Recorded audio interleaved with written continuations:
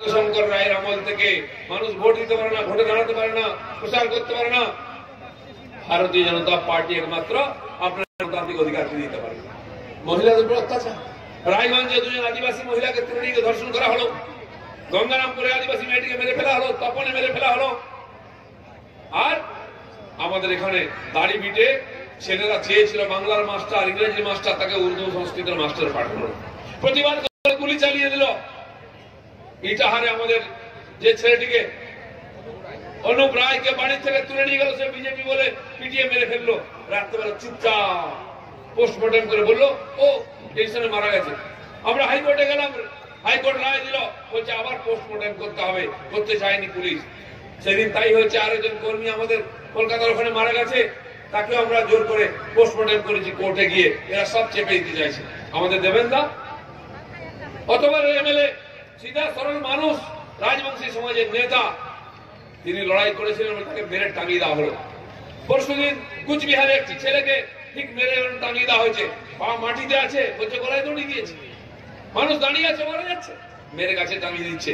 ঠিক তাই কালকে গৃহ সম্পর্ক অভিযানে বেরিয়েছিল ব্যারাকপুর জেলার নৈহাটিতে আমাদের ছেলেরা, তার মধ্যে একটি ছেলেকে রাস্তায় পিটিয়ে মেরে দিল। 200 লোক এসে ঘিরে, 6 জন হসপিটালে আছে, তার স্পট ডেড করে ক্ষতবিক্ষত হয়ে শরীর। আজকে আবার মৃত্যু সংবাদ এসছে। প্রত্যেক দিন এরকম বিজেপি করছে, যারা অন্যায়ের প্রতিবাদ করছে তাদেরকে ধরে পিটিয়ে মেরে ফেলা হচ্ছে।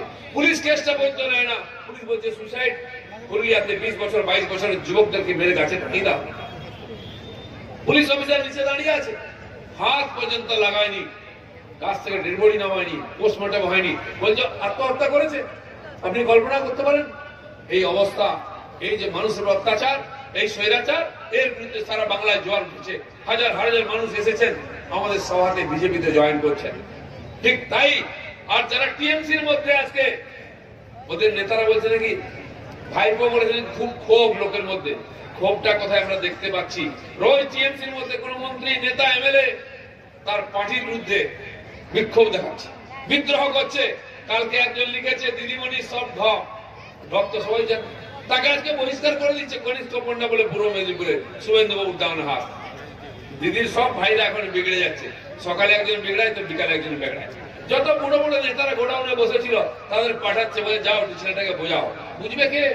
মান নাই, সম্মান নাই, অধিকার নাই। ওই পার্টিতে কোনো ভদ্রলোক থাকতে পারে না, তাই আজকে পার্টি ছেড়ে সবাই চলে আসছে। এখানে অনেকজন জয়েন করবেন। আর সিপিএম কংগ্রেস ছাগলের তৃতীয় বাচ্চার মতো লাফাচ্ছে, দুধ খাচ্ছে টিএমসি, ওরা খালি লাফিয়ে বেরিয়ে বড় হয়ে যাচ্ছে, আর লাফাতে রাজি নয়। সেই পার্টির নিচে যারা কর্মী ছিলেন তারাও মার খাচ্ছেন। তাদের নেতারা দেখেন পিঠে হাত রাখে না, কেস লড়ে না, আমরা তাদের সঙ্গে আছি। পশ্চিমবঙ্গের মানুষ যে যেখানে অত্যাচারিত হবে, যার বিরুদ্ধে পুলিশ ব্যবস্থা নেবে, যাদের টিএমসি মারবে, ভারতীয় জনতা পার্টি তাদের সঙ্গে থাকবে, তাদের কেস লড়বে, তাদের সঙ্গে পুরোপুরি থাকবে। তাই যে পার্টির যে যেখানে আছেন আসুন বিজেপিতে, এই স্বৈরাচারী শাসনকে তুলে দেবো, আমরা উল্টে ফেলে দেবো। দিদিমণির সুখের কাঁথায় আগুন দিয়ে দেবো, জানুয়ারি মাসেও তাকে ঘামতে হবে। সেই অবস্থা করছি। ডিসেম্বর যেতে যেতে করোনা ঠান্ডা হয়ে যাবে। লোকে বলছে করোনা যাবে, করোনা যাবে, কবে করোনা যাবে আমি জানি না। করোনা যাবে, আসছে ভ্যাকসিন, কিন্তু করোনার ডেট জানা নেই কবে যাবে। টিএমসি কবে যাবে আমি বলে যাচ্ছি, 2021 মে মাসে টিএমসি চলে যাবে। আর আমরা করে দেবো, আপনারা আশীর্বাদে বিজেপি এখানে করবে। এটা আপনারা দেখলেন, দেওয়ারে দিদিমণি স্লোগান দিয়েছেন, দুয়ারে দুয়ারে টিএমসি। কি দিও? দুয়ারে দুয়ারে সরকার। এখন তো জমের দুয়ারে সরকার। দুয়ারে দুয়ারে কোথা? আমি কাল মেদিনীপুরে ছিলাম, আমার এলাকায় ঘুরছিলাম, আমাদের ছেলেরা স্লোগান দিচ্ছে, পাড়ায় পাড়ায় উঠলো সোর, দুয়ারে দুয়ারে চাল চোর। দুয়ারে দুয়ারে উঠলো সোর, পাড়ায় পাড়ায় উঠছে সোর, দুয়ারে দুয়ারে ত্রিপল চোর, আমফানের টাকা চোর। একবার বলুন, দুয়ারে দুয়ারে চাল চোর। পাড়ায় পাড়ায় উঠলো সোর, পাড়ায় পাড়ায় উঠলো সোর। আজকে পাড়ায় পাড়ায় এই কথা উঠছে, দুয়ারে দুয়ারে চাল চোর। দিদিমণি ভাইদের বলছে যাও বাড়ি বাড়ি। কে মার খেতে যাবে? একটা মারও বাইরে পড়বে না, পিঠে দাগ নিয়ে হসপিটাল যেতে হবে। যা পয়সা ঝেড়েছ খেয়েছো লোকের, লোক তাল করে আছে, বাঁশ কেটে তেল লাগিয়ে রেখেছে, গেলে সপাটে মারবে। কেন? অনেক অত্যাচার আমরা দেখেছি, এত অপমান আমরা দেখিনি কোথাও। মহিলাদের সন্ধ্যা হয়ে গেলে হাত ধরে টানে, আঁচল ধরে টানে, বাড়ি বাইরে যায় না। যতক্ষণ না বাড়ি ফিরে মা বোনেরা চিন্তায় থাকে, মেয়েরা স্কুল কলেজে টিউশন গেলে আমরা চিন্তায় থাকি। এই চিন্তায় থাকবো বলে ভোট দিয়েছিলেন নাকি আপনারা? এই জন্য পরিবর্তন চেয়েছিলেন? হঠাৎ অসুখ হলে যদি হসপিটালে যান দেখবেন ডাক্তারের ওষুধ কিছুই নাই, হসপিটাল আছে ডাক্তার নেই, থানায় যান থানা আছে পুলিশ নাই, স্কুল আছে মাস্টার নাই। এটা কি চলছে? এর পরিবর্তন দরকার আছে। আমাদের এখানকার বহু মানুষ চিকিৎসা করতে দক্ষিণ ভারতে যান, কারণ চিকিৎসা হয় না এখানে। পড়াশোনা করতে দক্ষিণ ভারতে, চিকিৎসা করতে দক্ষিণ ভারতে, চাকরি করতে গুজরাট, মহারাষ্ট্র, রাজস্থানে। তাহলে পশ্চিমবাংলায় কি আছে? দিদিমণি বলছেন 90 লক্ষ লোককে চাকরি দিয়েছি। হিসাব করলে দেখা যায় এক একটা বুথেতে 90 জন লোকের চাকরি পায়, কোন বুথে 9টা লোক চাকরি পায় না। যদি কেউ পেয়ে থাকে গুজরাটে পেয়েছে, মধ্যপ্রদেশে, হরিয়ানাতে, ছত্তিশগড়ে পেয়েছে। বিজেপি যেখানে শাসন করছে সেখানে চাকরি বাকরি আছে, ব্যবসা আছে, সেখানে কারখানা আছে, তাই লোকেরা চলে যাচ্ছে। আমি সেপ্টেম্বর মাসে দিল্লিতে ছিলাম, আমাদের পার্লামেন্ট চলছে। আমার কাছে একটি ছেলে দেখা করতে হলো গুড়গাঁও থেকে, মুসলমান ছেলে। সে বলল, স্যার আমাদের ওখানে যেতে হবে। আনারুল তার নাম। কেন? বলে আমাদের ওখানে 10,000 বাঙালি আছে এক জায়গায়। বলে বলো কি, গুড়গাঁওতে? বলে হ্যাঁ। আমি গেলাম 2 দিন পরে, ডেট দিয়ে। ডাকো। করোনা চলছিল, বেশি লোককে আসতে দেবে না, 100খানে 150 মতো লোক ছিল। আমাদের উত্তর 24 পরগনা, দক্ষিণ 24 পরগনা, নদিয়া, মুর্শিদাবাদ, মালদা, এই উত্তর দিনাজপুর, দক্ষিণ দিনাজপুর, কুচবিহারে হাজার হাজার মানুষ, বিরাট মাঠ, এরকম সব ভরে দিয়েছে, বাড়ি হবে। আর সেখানে ঝুপড়ি বানিয়েছে, এদিকে টিন, ওদিকে টিন, উপরে টিন। সেই ঝুপড়ি মাঝখানে বাজার, মনে হচ্ছে পশ্চিমবাংলায় এসছি। বলছে দাদা এখানে 5,000 মানুষ আছে, মুসলমান বেশি। এই গ্রাম বাংলার গরিব মানুষ এখানে কাজ পাচ্ছে না, রাজমিস্ত্রির কাজ নেই, লেবারের কাজ নেই, চলে গেছে গুড়গাঁও, হরিয়ানাতে, যেখানে বিজেপি রাজত্ব। আমার কোনদিন ধারণা ছিল না গুড়গাঁও, আমি কোনদিন যাইনি। সেদিন গেলাম, যাচ্ছি তো যাচ্ছি, মনে হচ্ছে আমেরিকায় এসছি। বিশাল বিশাল বাড়ি, সুন্দর সুন্দর অফিস, চকচক করছে, ইন্দ্রপুরীর মতো। আমি বলছি ভাই এখানে গরিব লোক কোথায়? বলে দাদা আরেকটু 5-7 কিলোমিটার গেলাম, যখন শেষ দেখলাম ধুধু মাঠ আর ছোট ছোট ছোট ছোট টিনের ঘর। আমি যখন পাড়ায় গেলাম, প্রচুর বাচ্চা ঘুরে বেড়াচ্ছে। আমি কি গো, এরা স্কুল যায়? বলছে দাদা কোথায় স্কুল, এখানে কোথায় পড়বে? 10, 12, 15 বছরের ছেলে মেয়ে স্কুলেই যায় না। কেবল পেটের জন্য আমাদের বাংলার লোকেরা ওখানে গিয়ে পড়ে আছে। সেই সুন্দর ইন্দ্রপুরী তৈরি করছে এরা, আর অন্ধকারের মধ্যে বেঁচে আছে। আমি জিজ্ঞেস করলাম মাছ চাষ পাও এখানে? বলে এখানে কোথায় মাছ পাবো, কখনো কখনো দূরের বাজার থেকে নিয়ে আসতে হয়। বাঙালি মাছ পাচ্ছে না, থাকার জায়গা নেই, চিকিৎসা নেই, শিক্ষা নেই। দিদিমণি সবাইকে বাংলা ছাড়া করে দিয়েছেন, বিজেপি রাজ্যে চাকরি দিয়েছেন, আবার বলছেন সব সমস্যা সমাধান করে দিয়েছেন। তাই যেমন বাঙালি গদরি বাংলা ছাড়া করেছেন, একবার টিএমসি কে বাংলা ছাড়া করতে হবে। যারা বাইরের লোককে বলছে বহিরাগত, আমাদের নেতাদের, প্রধানমন্ত্রীকে, গৃহমন্ত্রীকে, তিনি প্রশান্ত কিশোরকে টাকা দিয়ে এনেছেন বিহার থেকে, তিনি বহিরাগত নন। যিনি আইপিএল এ নাচানাচি করেন, শাহরুখ খান ব্র্যান্ড অ্যাম্বাসেডর বাংলার, তিনি বহিরাগত নন। দিদিমণির ভাইপোর বউ পাঞ্জাবি মেয়ে থাইল্যান্ড থেকে এসছে, সে বহিরাগত নয়, বাড়ির বউ হয়ে গেল। আর আমাদের নেতারা বহিরাগত। এই পাগলামির জবাব লোকে দেবে। আমাদের বাংলার কবি বিবেকানন্দ, বঙ্কিমচন্দ্র, তিনি বন্দে মাতরম লিখেছেন, সেখানে কোথাও বাংলার কথা, সারা দেশের কথা আছে। রবীন্দ্রনাথ জনগণ মন লিখেছেন, সারা দেশের জন্য। আমাদের শ্যামাপ্রসাদ, আমাদের পার্টির প্রতিষ্ঠাতা, তিনি কাশ্মীরে গিয়ে জীবন দিয়েছেন অখণ্ড ভারতের জন্য। এখানকার সমস্ত বিপ্লবীরা সারা দেশের কথা ভেবে বিপ্লবী আন্দোলন করেছেন স্বাধীনতার জন্য। তারা কখনো কাউকে বহিরাগত বলেনি। 40 লক্ষ আমাদের এরকম মানুষ বাংলার বাইরে, গুজরাট, রাজস্থান, মধ্যপ্রদেশ, দিল্লি, কর্ণাটকে কাজ করছে, কেউ তাদের বহিরাগত বলেনি। আমাদের মেদিনীপুর, হুগলি, বর্ধমানের প্রায় 25 লক্ষ ছেলে যারা হীরার কাজ করে, সোনার কাজ করে, তারা সুরাটে আছে, মুম্বাইতে আছে, চেন্নাই, হায়দ্রাবাদে আছে, তাদের কেউ কিন্তু বহিরাগত বলে না। দিদিমণি আজকে আমাদের দেশের মধ্যে বিভাজন করছেন। উনি আসলে কি বলতে চাইছেন? উনি পশ্চিমবঙ্গকে পশ্চিম বাংলাদেশ বানাতে চাইছেন। তাই ওপার থেকে রোহিঙ্গারা আসছে, অনুপ্রবেশকারীরা আসছে, এখানে জেলায় জেলায় বোমা ফাটছে, বন্দুকের কারখানা পাওয়া যাচ্ছে।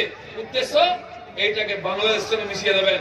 দিদিমণির প্রধানমন্ত্রী হওয়ার ইচ্ছা হয়েছে। এই বাংলায় থাকলে 42টা সিট জিতলেও জিততে পারবেন না। তাই ওই বাংলা এই বাংলা মিলিয়ে তিনি প্রধানমন্ত্রী হতে চান। বাংলাকে, পশ্চিমবাংলাকে ভারতের বাইরে নিয়ে যেতে চান। আমরা কিন্তু এটা হতে দেব না। বিজেপি যতদিন আছে পশ্চিমবাংলা ভারতে থাকবে। ভারতের বাইরে নিয়ে আর কেউ কল্পনাও করতে পারবে না, বাংলার 1 ইঞ্চি মাটিও নিয়ে যেতে পারবে না। তাই বন্ধু, এখান থেকে বিজেপিকে ভয়, তাই বিজেপিকে আটকাবার চেষ্টা হচ্ছে, পুলিশ দিয়ে কেস দেওয়া হচ্ছে। 28,000 কেস লড়ছি আমরা। আমাদের এখানে বসে আছেন যারা সবার উপরে কেস আছে, তাতেই হচ্ছে না। গাঁজার case, rape case, murder case দিয়ে জেলে ঢোকাচ্ছে। হাজার হাজার ছেলে বাড়ির বাইরে সন্ধ্যাবেলা গাড়ি নিয়ে পৌঁছে যাচ্ছে, পুলিশ বাড়ি থাকতে পারছে না। হাজার হাজার ছেলে জেলে আছে, আমরা কেস লড়ছি, জামিন করাচ্ছি। আর এই 130 জনের বেশি কর্মীকে হত্যা করা হয়েছে। আমরাও তৈরি আছি, 100 কেন 200 লোক মারা গেল চিন্তা নাই, পশ্চিমবঙ্গের পরিবর্তন আমরা করবই। এই টিএমসি কে এখান থেকে সরিয়ে বাংলায় সুশাসন নিয়ে আসবো, সোনার বাংলা বানাবো। আপনারা সেই লড়াইতে সাথ দিয়েছেন, আপনাদের ভোটে জিতে আমাদের এখানকার এমপি হয়েছেন। 18 জন এমপি বাংলা থেকে দিল্লি গেছেন, 7,000 পঞ্চায়েত সদস্য জিতেছেন। আপনাদের আশীর্বাদে আজকে আমরা প্রাণ দিয়ে, রক্ত দিয়ে, ঘাম দিয়ে বাংলার মানুষের আস্থা জিতেছি, তাই 2,30,00,000 ভোট পেয়েছি। যেভাবে সাহস করে এগিয়ে এসে ভোট দিয়েছেন, আগামী বিধানসভাতে আরেকবার সাহস দেখান, বিজেপির পদ্ম ফুলে ভোট দিয়ে এখানে জিতিয়ে দিন। 200 আসন নিয়ে বিজেপি সরকার গঠন করবে।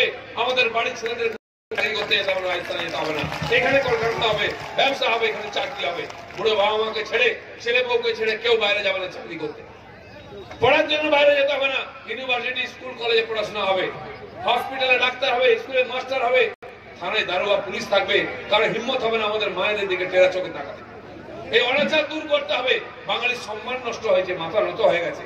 বাঙালির বুক উঁচু করে দুনিয়ার সামনে বাঙালি শ্যামাপ্রসাদ, বিবেকানন্দ, বিদ্যাসাগর, রামমোহন, রামকৃষ্ণ, নেতাজির বংশধর আমরা, তাদেরকে দুনিয়া সম্মান করে। আর আজকে যারা নেতা সব জেলে যাওয়ার জন্য প্রস্তুত আছে। সবার নামে কেস, কেউ বেলে, কেউ জেলে। সবে সিবিআই অ্যাক্টিভ হয়েছে। দিদির অনেক ভাই ভোট দিতে পারবেন না, কাউকে রায়গঞ্জের জেলে, কাউকে কলকাতা সেন্ট্রাল জেল দমদমে। আর বেশি যারা টাকা পয়সা ঝেড়েছেন বড় বড় নেতা, তাদেরকে কটক, ভুবনেশ্বর যেতে হবে। কেউ আটকাতে পারবে না। সময় আসছে, চোখ দেখিয়ে বাঁচতে পারবেন না। বন্ধুগণ, আমরাও শপথ নিয়েছি, সবাই মিলে লড়বো, নতুন বাংলা গড়বো।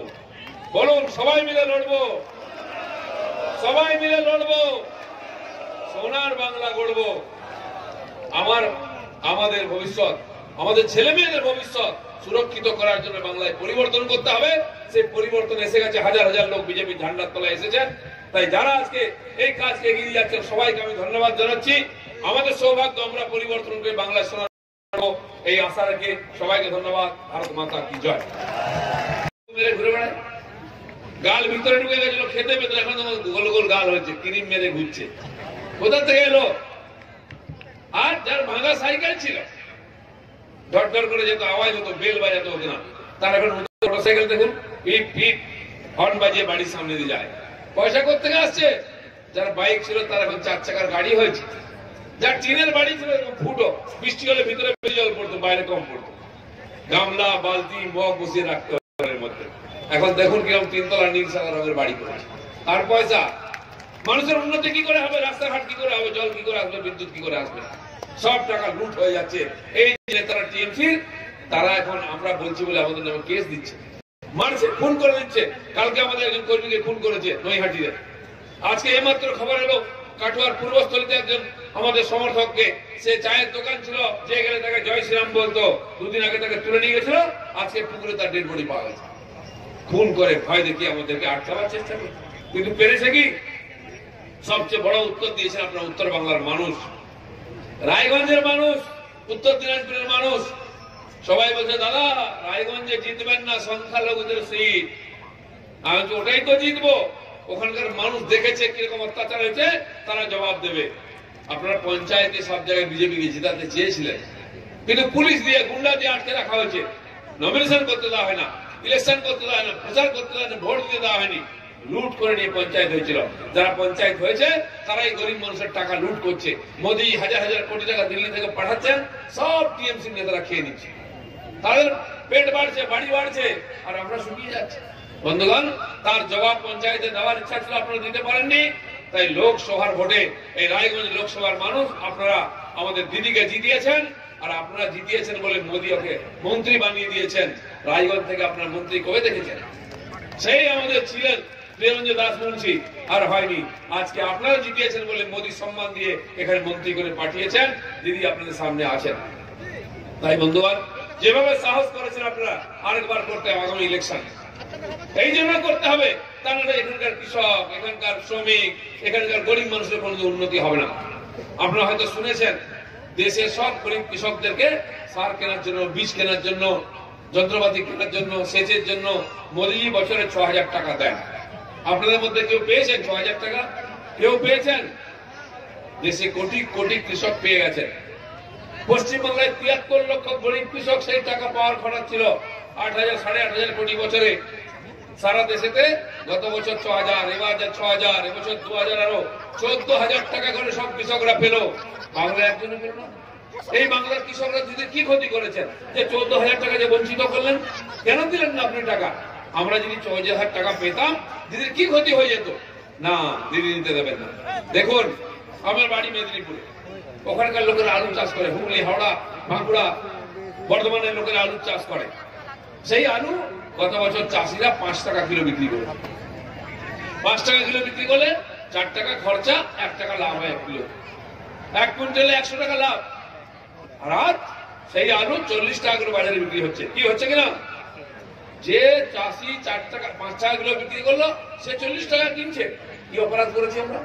চাষি বিক্রি করবে ৫ টাকা আর কিনবে ৪০ টাকা। এই ৩৫ টাকা কোথায় যাচ্ছে? দিদি সব ভাইরা যারা বড় বড় গাড়ি করে ঘোরে, যারা টিএমসির মিটিং এতে বিরিয়ানির প্যাকেট পাঠিয়ে দেয়, টিএমসির অফিসে টাকা দেয়, ইলেকশন ফান্ড করে দিয়েছে, তারা সেই টাকাটা নিয়েছে। চাষিদের নামে বন্ড দেওয়া হয় না কোল্ড স্টোরেজে, তারা আলু রাখতে পারে না, সেই দালালরা কিনে নিয়ে যায় ৫ টাকা করে আলু রাখে, এখন ৪০ টাকা বিক্রি করছে, তারা টিএমসি কে পয়সা দিচ্ছে। গরিব চাষির জন্য দিদি নাই, ন্যায্য দামটাও দেন না। আপনারা জানেন আমরা ধান বিক্রি করি, সরকার মাঝে মধ্যে কেনে, তার জন্য কেন্দ্র সরকার টাকা দেয়। মোদীজি বলেছেন চাষ করলে যা খরচা হয় তার ১.৫ গুণ দাম দিলে তবে কি লাভ হবে। তাই ধরুন ১ কুইন্টাল ধান যদি ১,০০০ টাকা খরচা হয় চাষ করতে, মোদী বলেন কমসে কম ১৫০০ টাকা দিতে হবে চাষিকে, তাহলে তার লাভ হবে। সেই ১৫০০ টাকা উনি গত বছর ১৭২০ টাকা দিয়েছিলেন।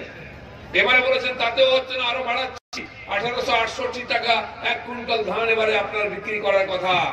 কেউ পেয়েছেন ১৮৬৮ টাকা? কেউ ধান বিক্রি করেছেন সরকারকে? নিতে পারবেন না। নিয়ম হচ্ছে যার ধানের জমি আছে সেই বিক্রি করবে, পর্চা দেখাতে হবে। যার জমি নাই, গাড়ি বাড়ি আছে, সেই ধান বিক্রি করছে, আর সেই ধান আপনার কাছ থেকে ১২০০ টাকা নিয়ে যাচ্ছে কুইন্টাল। কত করে বিক্রি করেছেন?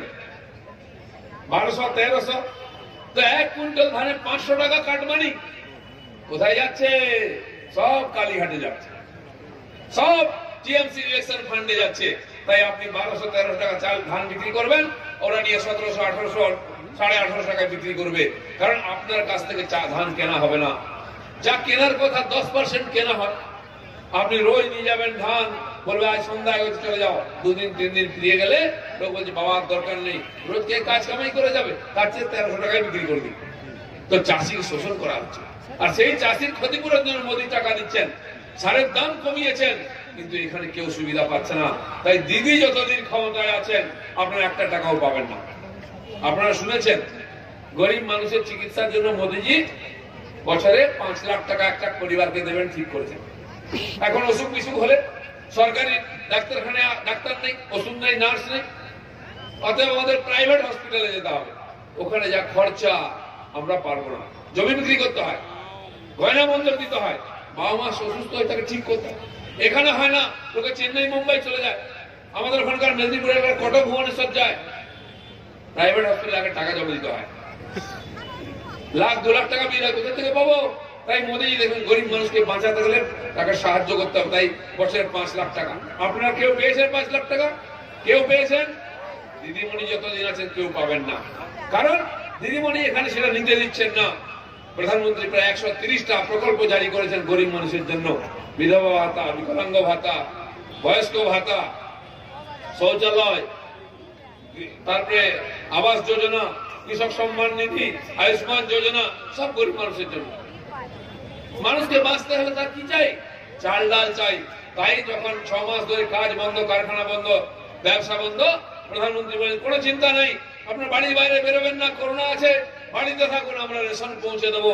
৪ কিলো চাল, ৫ কিলো চাল, ১ কিলো গম পাঠিয়েছেন উনি। সবাই কিন্তু সমান পায়নি, অর্ধেক গায়েব হয়ে গেছে, দিদির ভাইরা চেপে দিচ্ছে রেশন। গরিব মানুষের রেশনটাও খেয়ে নিয়েছে। এবার চাল ডাল পেলে হবে না, রান্না করতে হবে। ফ্রিতে গ্যাসের কানেকশন দিয়েছেন। উনি বললেন লোকের ইনকাম নেই, কিনবে কি করে? 2 মাস ফ্রিতে গ্যাস সিলিন্ডার দিলেন। কি দিয়েছেন কিনা? এবং মায়েদের জানেন তো খালি চাল ডাল হয়ে বাঁচতে পারো না, বাজার করতে তেল নুন চাই।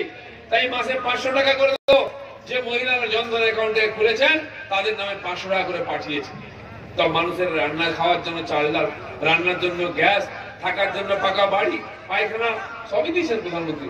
বাজার করার জন্য টাকা, আর কি চাই? চিকিৎসার জন্য 5 লাখ, কৃষকের ক্ষতিপূরণের জন্য 6000 টাকা বছরে দিচ্ছেন, কিন্তু দিদিমণি কিছু পেতে দিচ্ছেন না।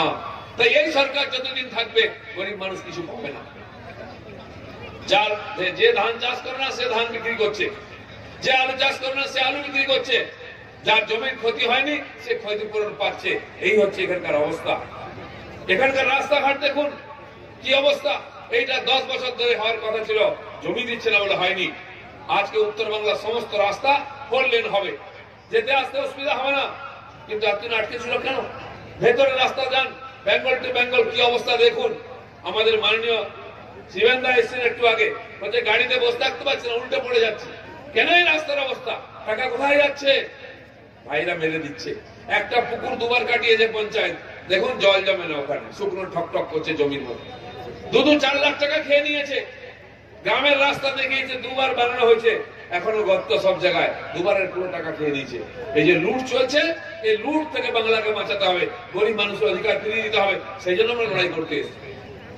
সাধারণ মানুষ 50 বন্দে মাতরম, বিজেপি জিন্দাবাদ, নরেন্দ্র মোদী জিন্দাবাদ, জেপি নড্ডা জিন্দাবাদ, জয় শ্রীরাম। কি ঠান্ডা লাগছে? লাগছে, আমাদের ঠান্ডা লাগছে, কিন্তু দিদিমণি এখন ঘামছে। কলকাতা ডিসেম্বরেও ঘামছে। কেন? বিজেপি আসছে। বিজেপি এখন দিন রাত, সকাল বিকাল, রাত্রে ঘুম ভাঙলেও স্বপ্ন দেখে বিজেপি বিজেপি বিজেপি এসে গেল।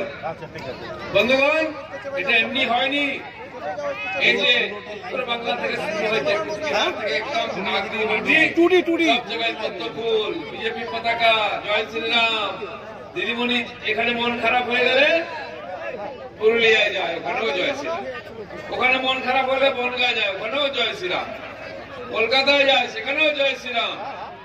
এই জয় শ্রীরাম শুনে শুনে শরীর খারাপ হয়ে যাচ্ছে।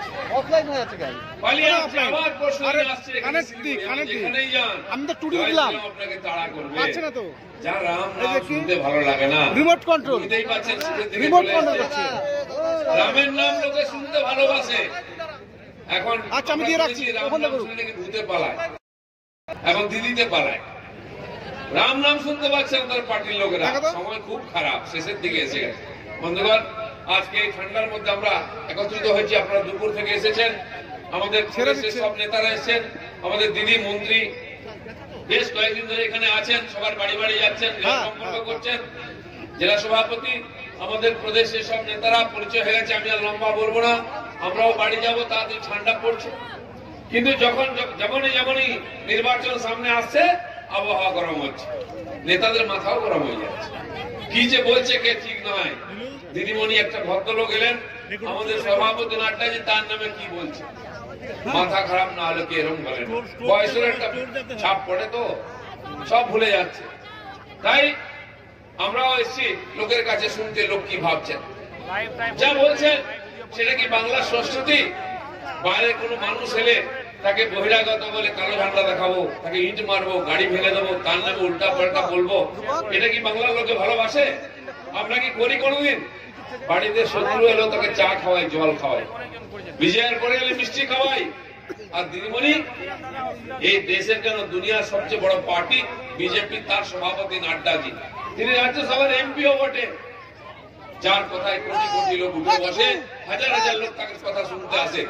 তাকে বহিরাগত বলছে, তাকে ঢিল মারছে, গাড়ি ভেঙে দিচ্ছে। 4 জন আমাদের নেতার হাতে পায়ে মাথায় লেগেছে ইট, যারা বাইকে যাচ্ছিল মাথা ফাটিয়ে দিয়েছে। এরকম সংস্কৃতি বাংলায় কোনদিন দেখিনি। তাই বাংলায় বাংলা সংস্কৃতি নিয়ে আসতে হবে। অতিথি দেব ভব, অতিথি আমাদের দেবতার মতো, তাকে সেবা করি। সেই সংস্কৃতি আর নাড্ডাই তো আমাদের বাংলার জামাই, জামাইকে জামাই আদর করতে হয়, তাকে ইট পাটকেল মারছে, মাথা না খারাপ হলে কেউ করে এরকম? তাই বন্ধুগণ, আমরা গ্রামে গ্রামে যাচ্ছি, এখানকার মানুষের যে অবস্থা, যে দরিদ্রতা, যে কষ্ট, মানুষের প্রতি যে হিংসা, অপমান, মায়েদের প্রতি যে অসম্মান, এর পরিবর্তন করতে হবে। তাই এসেছে যে সরকার এখানে আছে। আমার মনে পড়ে 2 বছর আগে যখন এখানে বন্যা হয়েছিল, আমাদের উত্তর দিনাজপুর, দক্ষিণ দিনাজপুর, মালদা সব বেঁচে গেছিল। তারপরে আমি এসেছিলাম, দেবশ্রী দি আমার সঙ্গে এসেছিলেন, আমরা গ্রামে গ্রামে গেছিলাম, নদী পার হয়ে নৌকা নিয়ে গেছিলাম মানুষের কাছে। সরকার ঘোষণা করলো ত্রাণ দেবে। ত্রাণ কি দেবে? যার জমি নষ্ট হয়ে গেছে ধান, তার নামে টাকা দেবে। আমরা খুঁজে দেখলাম চাষিরা টাকা পেল না, বিডিও অফিস চাকরি করে, যার জমি নাই তার অ্যাকাউন্টে টাকা চলে গেল, যার জমি আছে নষ্ট হয়ে গেল সে টাকা পেল না। আপনারা পেয়েছিলেন? পেয়েছিলেন সবাই? পাননি। কি করে পাবেন? এই যে সেদিন ঝড় হয়ে গেল আমফানের, প্রধানমন্ত্রী এলেন, হেলিকপ্টারে ঘুরলেন, দিদিমণিকে নিয়ে দেখালেন ক্ষয়ক্ষতি হয়েছে। দিদিমণি বললেন 1 লক্ষ কোটি টাকা চাই, আমার খুব ক্ষতি হয়ে গেছে। প্রধানমন্ত্রী ঠিক আছে 1000 কোটি টাকা দিচ্ছি, কাজ চালান। দিদিমণি ঘোষণা করলেন সবাইকে আমি 20,000 টাকা দেবো। অবাক ব্যাপার, যাদের কার্ড ছিল অ্যাকাউন্টে রোজ গিয়ে খুঁজে, দাদা আমার টাকাটা এসছে। বলে কিসের টাকা? বলে দিদিমণি বলেছে 20,000 টাকা দেবে। বলে কোনো টাকা আসেনি। 7 দিন ধরে লোকে ব্যাংকে যাচ্ছে আর আসছে, আর টাকা পাঠানো তো যাবে। এবার খোঁজ নিয়ে দেখা গেল টাকা তো গেছে। কোথায় গেছে? টিএমসির প্রধান, পঞ্চায়েত সমিতি, জেলা পরিষদ, তার বউ, তার ভাই, তার ভাইপো, শালা, তাদের নামে সব টাকা চলে গেছে। আশ্চর্য ব্যাপার। যার বাড়ি ভেঙেছে সে পায়নি, টিএমসির নেতারা পেয়ে গেছে। এটা নিয়ে আমরা চেঁচামেচি করলাম, রাস্তা ঘেরাও করলাম। তখন দিদিমণি বলে একটু ভুল হয়ে গেছে, অন্য লোক ভুল করে অন্য লোকের অ্যাকাউন্টে টাকা চলে গেছে। আচ্ছা ভুল করে আমার নামে তো টাকা আসতে পারতো, কি আপনাদের ঘরে ঘরে আসতে পারতো? সেটা কিন্তু ভুল হয় না। সবসময় ভুল হলে খালি দিদির ভাইদের অ্যাকাউন্টে টাকা যায়।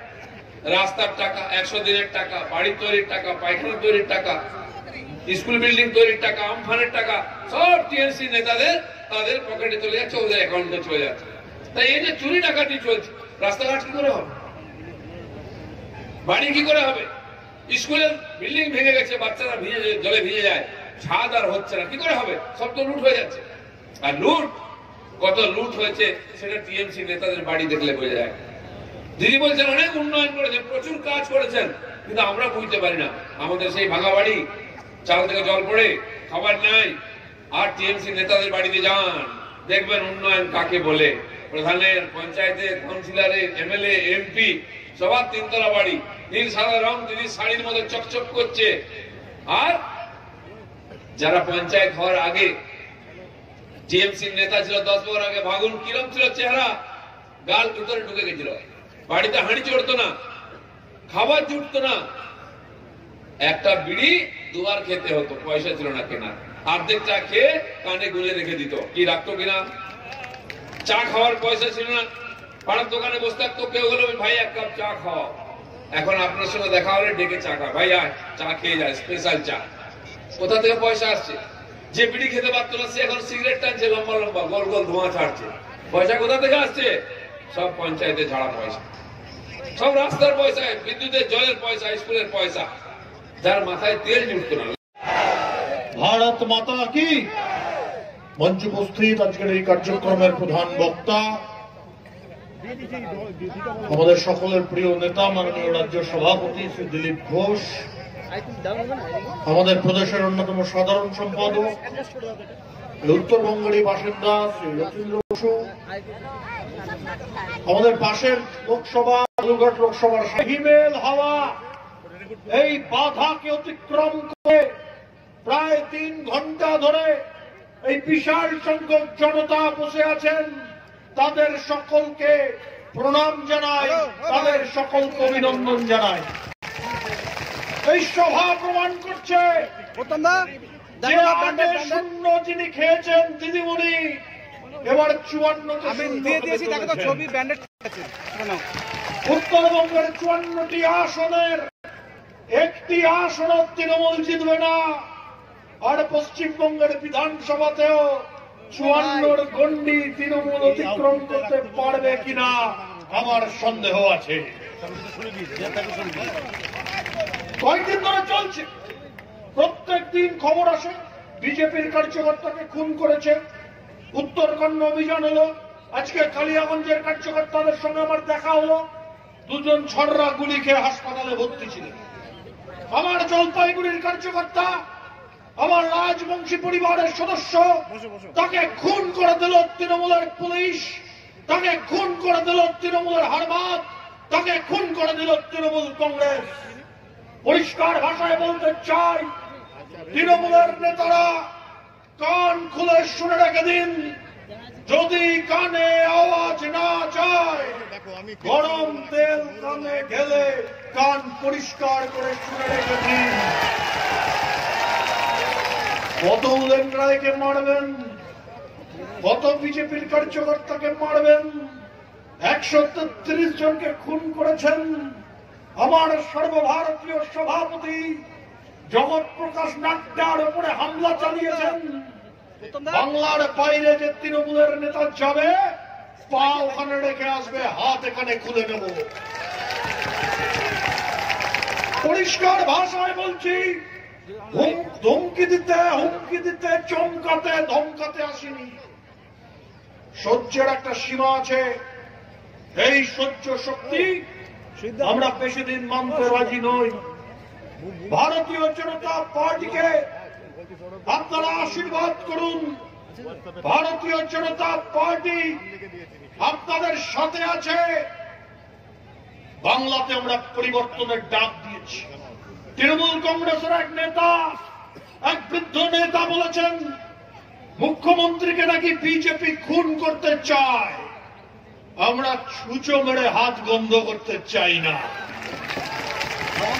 মুখ্যমন্ত্রীকে যদি খুন করতে চায়, তার দলের যারা মুখ্যমন্ত্রী হতে চায় তারা খুন করতে চায়, তারা খুন করে সহানুভূতির হাওয়া করাতে চায়। আমাদের সেরকম কোনো কাজ করার দরকার নেই। আমরা সরকার তৈরি করব, 200 জন বিধায়ককে নিয়ে পশ্চিমবঙ্গের বিধানসভায় আমাদের সরকার তৈরি হবে। আমরা আপনাদের সামনে কথা দিচ্ছি, ভারতীয় জনতা পার্টিকে আশীর্বাদ করুন। আমাদের কেন্দ্রীয় মন্ত্রী, আপনাদের এখানকার সাংসদ শ্রীমতী দেবশ্রী চৌধুরী এইখানে প্রবেশ করেছেন। সবাই দেবশ্রীকে স্বাগত জানান এবং একই সঙ্গে আমি আপনাদের সামনে বলছি যে নতুন ভাবে ভারতীয় জনতা পার্টিতে আপনারা আসুন, বিজেপিতে যোগদান করুন, তৃণমূল কংগ্রেসের এই সরকারকে উৎখাত করুন। এইটুকু বলে আমি আমার বক্তব্য শেষ করব। বন্দে মাতরম, ভারত মাতা কি জয়। অমিত শাহ জিন্দাবাদ, দিলীপ ঘোষ জিন্দাবাদ, আরে বাংলা মায়ের দামাল ছেলে দিলীপ ঘোষ জিন্দাবাদ। গরম হয়েছে তো, রাজ্য নেতারা আছেন, সবার নাম নিচ্ছি না, সময় খুব কম, কারণ মূল বক্তা হচ্ছে, আসল ব্যাটিং করবে হচ্ছে আমাদের দিলীপ দা। আর দিলীপ দা যখন ব্যাটিং করে, তৃণমূল কংগ্রেসের উইকেট পড়তে শুরু করে একটার পর একটা। তো সেই ব্যাটিং এর জন্য আমরা সবাই অপেক্ষা করে আছি। তার আগে 2-4 কথা আপনাদের সামনে বলতে চাই। এখন দিদিমণির ঘুম উড়ে যাচ্ছে, ঘুমোতে পারছে না। মাননীয় দিলীপ দা বলেন, লোকের গরু হারালে পরে বউকেও লোকে মা বলে, দিদিমণির এখন সেই অবস্থা। দিদিমণি শুনেছেন দুয়ারে সরকার, দিদিমণি একটা শব্দ ওখানে লেখেনি, ভুলে গেছে লিখতে, আপনারা লিখে দিবেন জমের দুয়ারে সরকার। সরকার তো এখন মরার দিকে, জমের দুয়ারে সরকার, সরকার আর নেই। কেন থাকবে, কেন থাকবে সরকার? থাকতে পারে না এরকম সরকার, যে সরকার সর্বভারতীয় সভাপতি ভারতীয় জনতা পার্টি, ভারতবর্ষের পৃথিবীর ভারতবর্ষের নয় পৃথিবীর সর্ববৃহৎ রাজনৈতিক দল, তার সর্বভারতীয় সভাপতি পশ্চিমবঙ্গে এলেন, তার গাড়িতে ঢেল পড়ল। এটা ভাবা যায় পশ্চিমবঙ্গের ইতিহাসে? আর মুখ্যমন্ত্রী বলছেন চাড্ডা নাড্ডা গাড্ডা বলছেন। এত অশিক্ষিত মুখ্যমন্ত্রী পশ্চিমবঙ্গের ইতিহাসে কোনো হয়নি বন্ধু।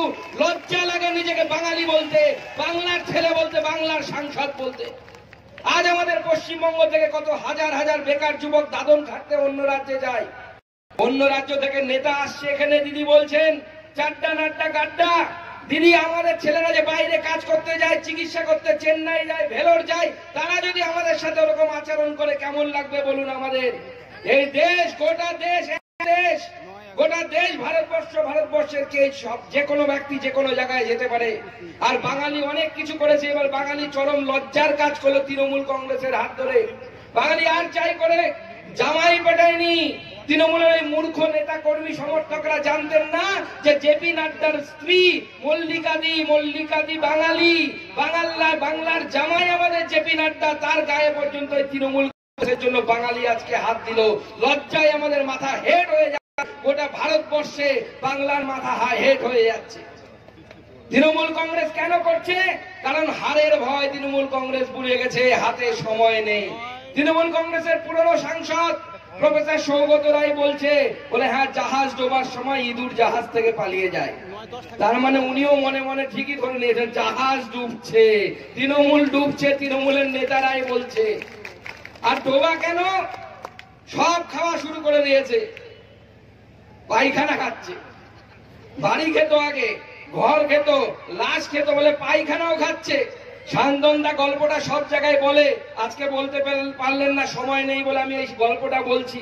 বলে তৃণমূলের নেতা আমাদের পার্থ চট্টোপাধ্যায়, গল্প সত্যি ঘটনা কেউ মনে করবেন না, কিন্তু এই গল্পটা সত্যির সাথে খুব মিল আছে। পার্থ চট্টোপাধ্যায়কে চেনেন তো? আমাদের শিক্ষামন্ত্রী। অনেকে এখন ব্যর্থ চট্টোপাধ্যায় বলে। কোন চাকরি, যে চাকরি দেয় সেটাও বাতিল হয়ে যায়, হাইকোর্ট বাতিল করে দেয়। পার্থ চট্টোপাধ্যায় এখন গ্রামের সবাই গেছে, এরকম একটা গ্রামের সবাই গিয়ে খুব বাথরুম পেয়ে গেছে, গিয়ে বলছে আরে চল রে বাথরুমে নিয়ে চল আমাকে। ছোট একটা বাথরুমে ঢুকে দিয়েছে, স্বচ্ছ ভারতের বাথরুমে। ঢোকার সময় তো চাপের চোটে ঢুকে গেছে, বেরোনোর সময় আর বেরোতে পারে না কাজ শেষ করে। বলে কেন, কি করলি রে, বাথরুমে তো ছোট হয়ে গেল কেন? তৃণমূলের পঞ্চায়েত প্রধান বলে 1000 টাকা খেয়ে নিয়েছি দাদা, কি করবো, ওখান থেকে বাথরুম ছোট হয়ে গেছে, একটা বাথরুম ছোট হয়ে গেছে। শেষে বাথরুম ভেঙে পার্থ চট্টোপাধ্যায়কে বের করতে হলো। এটা গল্প বন্ধু, সত্যি নয়, কিন্তু বাস্তবের সাথে এর মিল আছে। এখন তৃণমূলের নেতারা পায়খানা খাওয়া শুরু করে দিয়েছে। তাই এই সরকারকে সমেত দুয়ারে সরকার আমরা এবার পাঠাবো। আর মাননীয় দিলীপ দা বলবেন, দেবশ্রীদি বলবেন, তাই আমি কথা বাড়ালাম না। সকলে মিলে আমরা প্রতিশ্রুতি, এখান থেকে প্রতিজ্ঞা নেব, এই তৃণমূল সরকারকে, এই কাটমানির সরকারকে উৎখাত করে ফেলবো। আপনারা কথা দিচ্ছেন তো উৎখাত করবেন তো, এই বিধানসভা থেকে হারাবেন তো? তাহলে 2 হাত মুঠ করে জোরে আমার সাথে যত শক্তি আছে বলুন, ভারত মাতা কি, ভারত মাতা কি, ভারত মাতা কি। ধন্যবাদ। ধন্যবাদ মাননীয় সুকান্ত দাকে। মন্ত্রী শ্রীমতী দেবশ্রী চৌধুরী, দুজনের কাছে আগ্রহ করবো, অনুপ রায়ের মা আমাদের কাছে এসছেন। আমরা আমাদের পার্টির পক্ষ থেকে প্রাণ ফিরিয়ে দিতে পারছি না, জীবন ফিরিয়ে দিতে পারছি না, কিন্তু ওনাদের পরিবার যতটুকু চলতে পারে আমরা কিছু আর্থিক সাহায্যের ব্যবস্থা করেছি, সেটা মাননীয় রাজ্য সভাপতি এবং দেবশ্রী তুলে দেবেন। 5 লক্ষ টাকা আমরা আমাদের পার্টির পক্ষ থেকে শ্রী অনুপ রায়ের পরিবারকে দিলাম, কিন্তু যতদিন না খুনিদের শাস্তি হবে ততদিন আমাদের লড়াই আন্দোলন থামবে না, এই গ্যারান্টি আমি আপনাদেরকে দিয়ে যাচ্ছি।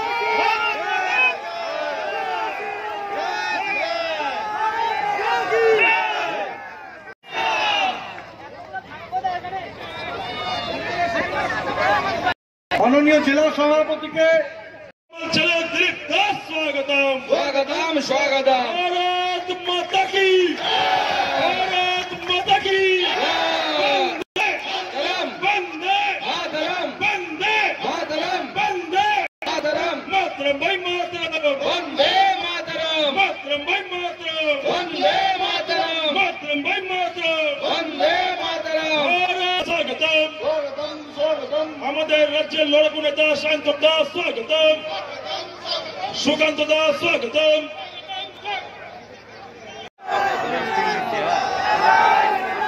भारत माता की, भारत माता की, बीजेपी, बीजेपी, जय श्री राम, जय जय श्री राम।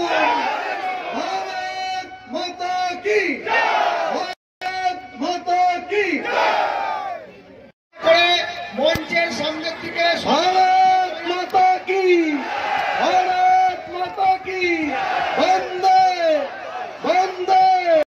बीजेपी बीजेपी दिलीप दा जिंदाबाद दिलीप दा जिंदाबाद दिलीप दा जिंदाबाद दिलीप दा जिंदाबाद दिलीप दा